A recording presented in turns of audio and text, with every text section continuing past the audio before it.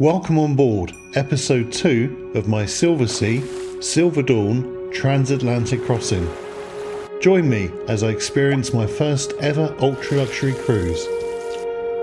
In the last episode we left Barbados and I now have many sea days ahead of me to enjoy this beautiful ship.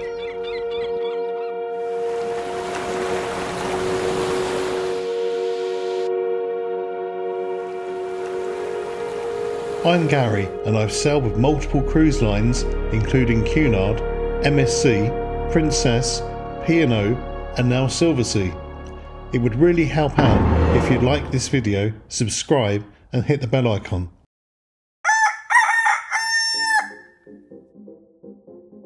My first breakfast on board is in Atlantide, Silver Dawn's main dining venue.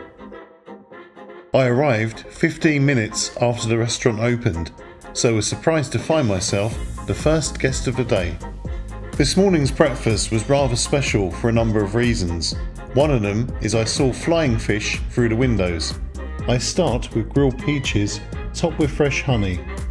This was delicious, and I followed with a decadent dish of scrambled eggs topped with caviar, accompanied by sausages and bacon. Inspired by Frank Sinatra, who made Ava Gardner scrambled eggs topped with caviar.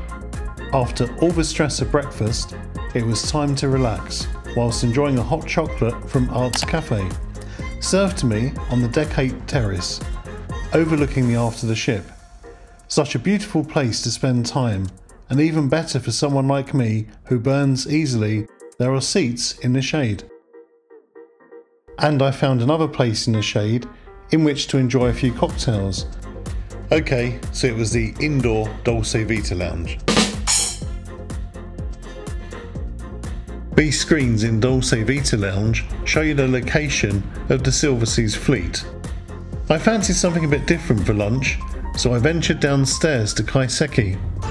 Lunchtime dining is included in the fare and features sushi, sashimi and other raw Asian inspired dishes. I chose Silversea assorted sushi and sashimi with the addition of eel, mackerel and sea urchin, washed down by Japanese beer and followed by some matcha ice cream. Being in a small dimly lit restaurant, seeing the chefs prepare the food and the waiting staff in traditional dress made it a nice experience. This is one of 8 restaurants on board. I arrived just before midday and the restaurant was full by 12:20. So I arrived early to avoid having to queue. After luncheon, it was time for another one of those all-inclusive cocktails. I could get used to this. Upon entering the theatre for an enrichment lecture, there is an array of soft drinks for you to help yourself to. It's the little touches like these which really elevates the cruise experience. For those Cunard cruisers watching who love an enrichment lecture, photography instructor Ben Wilmore delivered some enlightening and interactive presentations throughout the voyage. This was followed by Teach Your Grandchildren to Tell Lies by Dr. Keith Pritchard, a fun talk on lying and the truth about telling lies. And just like that, with no word of a lie, it was time for canapes and caviar in my suite. My butler Bakhtiar had procured a Bulgari pouch containing a few sanitising products. Unbeknown to me, these had been discontinued, so I was grateful I managed to get one. Then it was time to change for formal night. I skipped the captain's cocktail party and had a smoky cocktail in Salt Bar mixed by Christian instead, so I wouldn't be in a long line queuing for a table. The queue was still going on when I came out the restaurant. Ouch. I dined at Atlantide and started with white asparagus and condiments, roasted duck, lemon meringue pie and hazelnut chocolate cheesecake. I've been to 2 enrichment lectures today, so it's been rather strenuous. I'm going to take it easier tomorrow with a trip to the spa and a French fine dining additional charge restaurant in the evening. I'll need a holiday after this.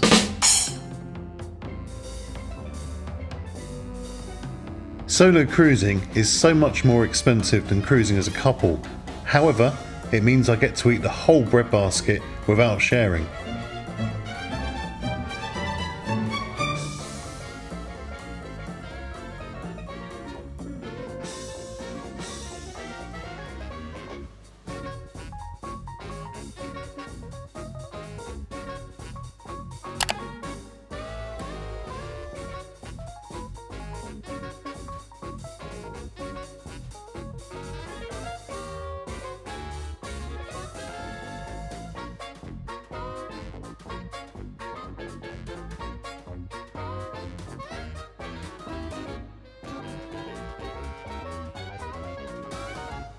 Upon returning to my suite, my OTM dressing gown was waiting, as well as some Pierre Marcolini chocolates.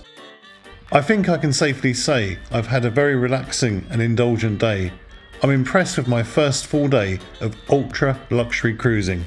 Good night.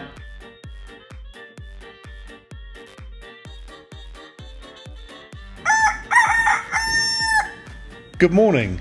It's now day 3 and switching it up a bit, I partook breakfast in La Terraza, deck 7 aft. This is the one with lovely wake views. I'm not a fan of a cruise ship buffet, but that all changed on board Silver Dawn. Okay, it can still get a little busy, but nothing like on megaships, and the food served here is actually restaurant quality. Again, not the mediocre stuff on other lines. I know that unlike me, a lot of cruisers dine out all the time in buffets. How about you?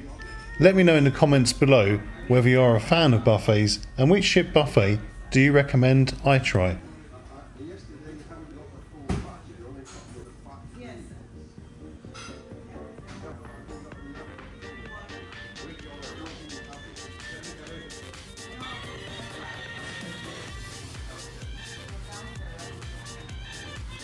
So let's turn over a new leaf and have some healthy fruit. Raspberries, strawberries, blueberries, blackberries and pineapple. Very nice. Just for you though, I sampled an unhealthy selection of hot food. It was nice, but please stop making me do this for you. Once breakfast was out of the way, I decided to explore more of the ship. Silver Dawn is beautifully designed. Even the stairwells are a work of art.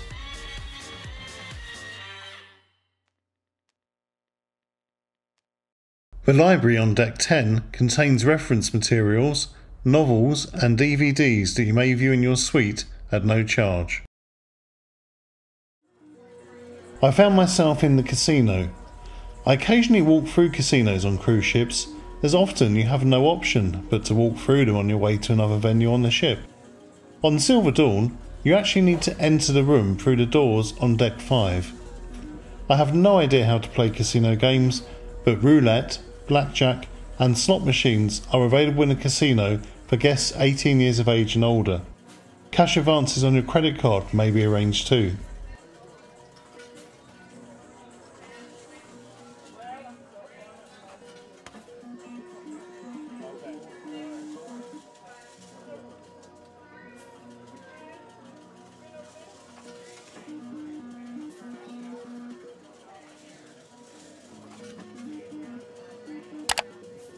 Okay, another first for me. A cruise ship casino with instructions. Why hasn't any other cruise line thought of this? Do you play in a casino? If so, leave a comment below with which game you think a novice like me should try initially.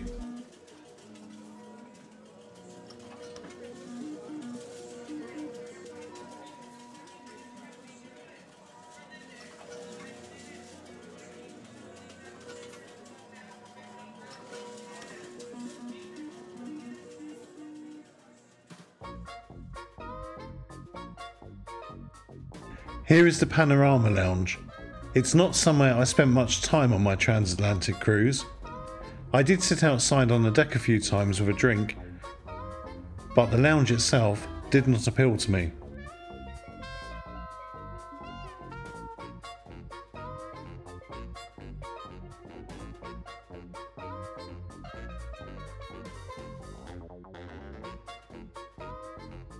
Discreet, tasteful, polished. If you appreciate the finer things in life, then the sophisticated touches of Connoisseur's Corner will not disappoint. Rich and luxurious, yet airy and spacious, this indoor-outdoor venue is where you sip the finest cognac or whisky from a prestigious range and revel in a tranquil murmur of after-dinner conversation. A premium choice of cigars is also available, making this a perfect evening haven of serenity.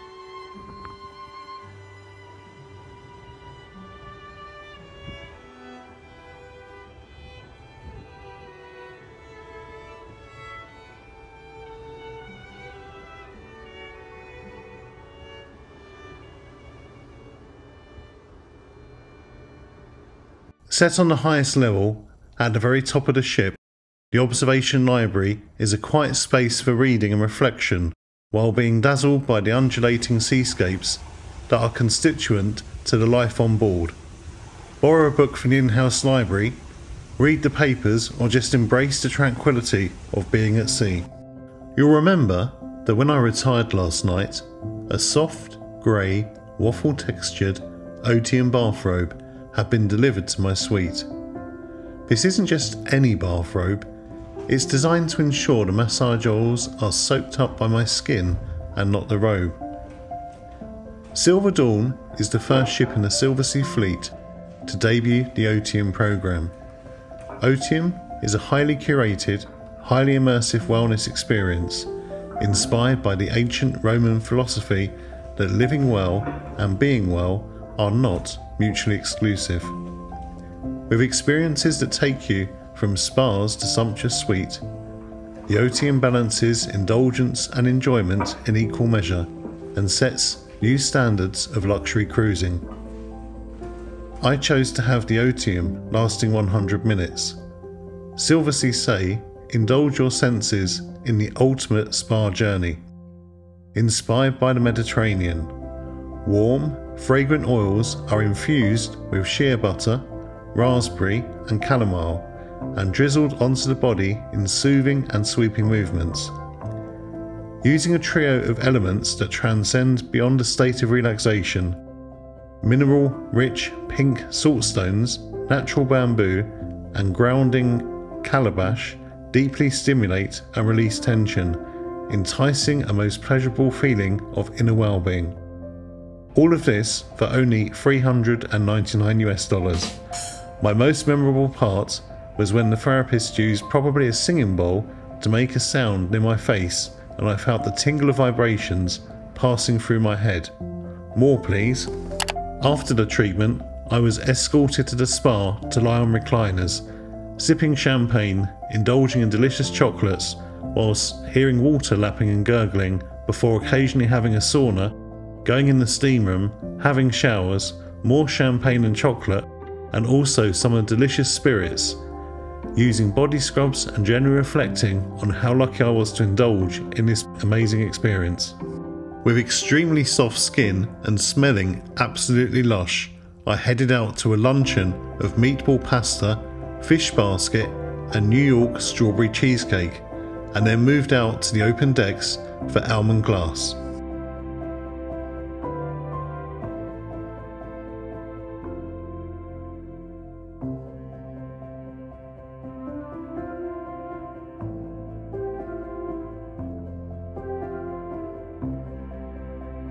I was pretty much exhausted, as I'm sure you can imagine, so I rested before dining at La Dame, which is a French specialty restaurant.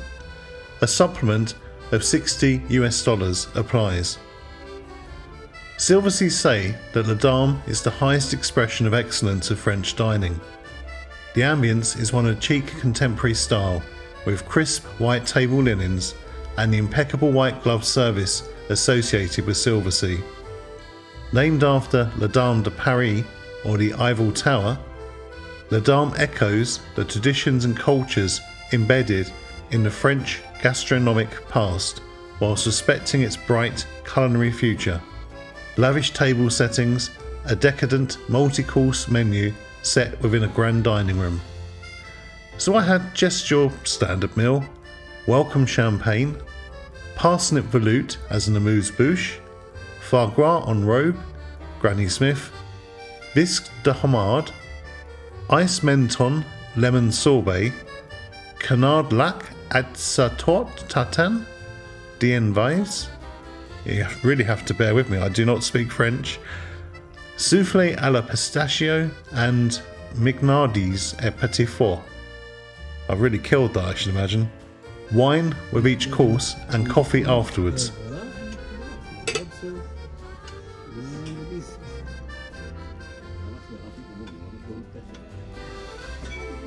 It was a bit of a slow affair, but it is authentic French in that respect, I guess. I don't even think I made it to even one of the ship's bars today, but there's always tomorrow.